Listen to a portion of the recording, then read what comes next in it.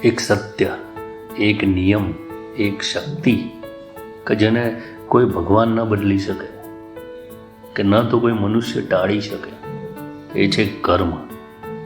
દુનિયામાં દરેક ક્રિયા, દરેક શબ્દ, દરેક વિચાર એક તરંગ છે, અને એ તરંગ છે ને બ્રહ્માંડમાં ફરતી હોય છે. ફરીને પછી એ તરંગ છે ને તમારી પાસે જ પાછી આવે છે. એક માણસે ગુસ્સામાં આવીને બીજા માણસનું અપમાન કર્યું. વર્ષો પછી એના જ બાળકને કોઈએ એ જ રીતે અપમાનિત કર્યો.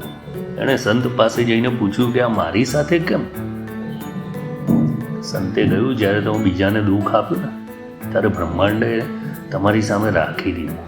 કેવી રીતે અને ક્યારે એ બ્રહ્માંડ નક્કી કરે છે, પણ પાછું આવશે જરૂર.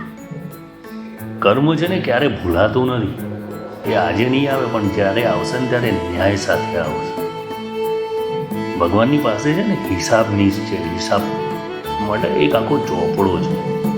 એમાં નાનાથી મોટા લઈને દરેક હિસાબો ભગવાન લખતો હોય.